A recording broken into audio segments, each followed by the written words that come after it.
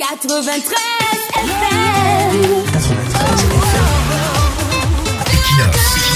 Radio. Bonjour, hier nous avons promis parler ce matin de l'inopportunité du débat juridique autour de l'éligibilité du MRC à présenter un candidat et de mettre aussi en lumière les dynamiques obscures activées par les fondamentalistes du renouveau pour soit disqualifier arbitrairement Kamto des élections, soit de démobiliser sa base électorale en la jetant dans le doute, donc dans une forme de reddition mentale. Commençons par l'inopportunité du débat juridique. Nous insistons, nous récidivons, cette polémique n'a rien à voir avec le droit. Si c'était le cas, le régime qui a des juristes chevronnés allait facilement reconnaître certaines évidences sur la possibilité du MRC à présenter un candidat. Les choses sont extrêmement claires. Lorsque le Code électoral dit en son article 121 que seuls les partis représentés à l'Assemblée nationale, au Sénat, à un conseil municipal ou régional peuvent présenter un candidat à l'élection présidentielle, un intellectuel de bonne foi,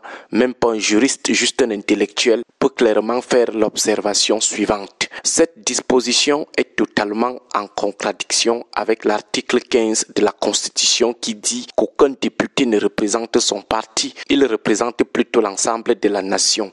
On dit alors que le mandat impératif est nul, c'est-à-dire qu'un député n'est pas esclave de son parti, il peut quitter son parti tout en gardant son poste de député. Un intellectuel de bonne foi constatera alors que l'article 121 du Code électoral est clairement anticonstitutionnel. Certains esprits travaillés par la mauvaise foi diront que le principe du mandat impératif ne s'applique qu'au seul cas des députés. Or, dans la même Constitution ou dans d'autres lois spécifiques, le principe de la non-représentativité des partis dans les institutions citées par l'article 121 y est consacré, bien qu'on n'utilise pas clairement le terme nullité du mandat impératif, mais le sens reste le même. Par exemple, l'article 20 de la Constitution dit « Les sénateurs représentent non pas les partis politiques, mais les collectivités territoriales décentralisées. Chaque région est représentée par 10 sénateurs.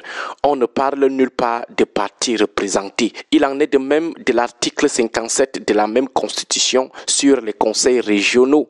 Ces conseils sont constitués de délégués départementaux et des représentants du commandement traditionnel.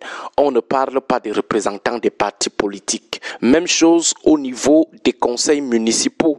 La loi numéro 92/002 du 14 août 1992 fixant les conditions d'élection des conseils municipaux, modifiée et complétée par la loi numéro 2006/010 du 29 décembre 2006. Dans cette loi, les conseillers municipaux ne représentent pas les partis politiques. Le principe de nullité du mandat impératif est donc consacré à tous les niveaux dans toutes les institutions citées par l'article 121 du Code électoral qui paradoxalement ne reconnaît pas ce principe. Or, tous les polémiqueurs pro-pouvoir maîtrisent le principe de la hiérarchie des normes juridiques, c'est-à-dire que lorsque deux textes sont en contradiction, en conflit, c'est ce qui est dit dans le texte au-dessus de l'autre qu'on retient. Si on prend juste les cas de l'Assemblée nationale, du Sénat ou des conseils régionaux qui sont clairement dans la Constitution qui est au-dessus de l'autre, la Constitution qui dit que l'élu ne représente pas son parti ou le Code électoral qui dit plutôt que l'élu représente son parti. Naturellement, c'est la Constitution qu'on appelle la loi fondamentale, la mère des normes, que les savants appellent la norma normarum. Certains diront que l'alinéa 6 de l'article 6 de la Constitution donne le pouvoir au Code électoral de fixer les règles de l'élection présidentielle au Cameroun. Du coup, ce que le Code électoral dit est constitutionnel. Mais ce qu'ils oublient, c'est que ce pouvoir ne donne pas le pouvoir au Code électoral de violer la Constitution. Au contraire, cette loi elle-même prend l'engagement de ne pas violer la Constitution. Son article 4 dit ceci, je cite, « Et l'ECAM exécute ses missions dans le respect des dispositions de la Constitution. » Fin de citation. Il doit respecter la Constitution. On n'a pas dit que c'est la Constitution qui doit plutôt respecter le Code électoral parce qu'on lui a donné le pouvoir à l'article 6 de la Constitution. Alors si on revient sur le principe de la nullité du mandat impératif qui l'emporte à tous les niveaux, on retient qu'aucun parti politique n'est représenté quelque part, y compris le RDPC. Du coup, l'article 121 du Code électoral ne peut pas exiger des représentants aux partis politiques, y compris le MRC. Si on laisse même cette affaire de nullité du mandat impératif pour accorder une présomption de constitutionnalité au principe que les partis politiques ont des représentants, le MRC garde toujours son éligibilité à présenter un candidat. Certains engageront un débat sur la qualité de la représentation, c'est-à-dire à quel moment un élu d'un parti peut le représenter à une institution. Jusqu'ici, aucune loi n'explique cela. Aucune loi ne définit la notion de représentativité posée à l'article 121. Tout ce que les gens expliquent là, qu'il faut que l'élu soit préalablement élu sous la bannière du parti, c'est du racontage. Il n'y a aucune loi qui dit cela. Devant ce vide, nous les totaux, on se remet juste au bon sens. C'est-à-dire, quelqu'un ne peut pas être dans un parti politique et représenter un autre. Tu es du MRC,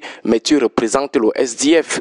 Tu es exclu du RDPC, mais tu continues de le représenter. Tu ne peux que représenter ton nouveau parti. Par exemple, si après ton exclusion du RDPC, tu commets une gaffe, c'est le RDPC qui sera hué ou alors c'est ton nouveau parti qui sera hué. Si Maître Lavoisier Tchapi incendie aujourd'hui la mairie de Bafoussam 1er, on dira quoi? Que les gars du SDF sont des terroristes ou alors les gars du MRC sont des terroristes. Si on l'aperçoit à une réunion obscure du RDPC, qu'est-ce qu'on dira? Que le SDF joue à mi-ami avec le RDPC ou alors c'est le MRC qui joue à mi-ami avec le RDPC. Question de bon sens devant un vide juridique. Bref, quel que soit le principe qui va l'emporter, le principe que l'élu ne représente pas son parti ou le principe que l'élu représente son parti, le MRC reste éligible à présenter un candidat. Tout ça, les polémiqueurs du RDPC le savent. Donc, ils nous font bavarder pour rien. Voilà pourquoi nous soutenons que le débat juridique est inopportun, inutile. Ils veulent seulement perdre du temps au MRC, légitimer ce qu'ils préparent qui est d'ordre politique. Nous allons même évoquer des cas d'école pour montrer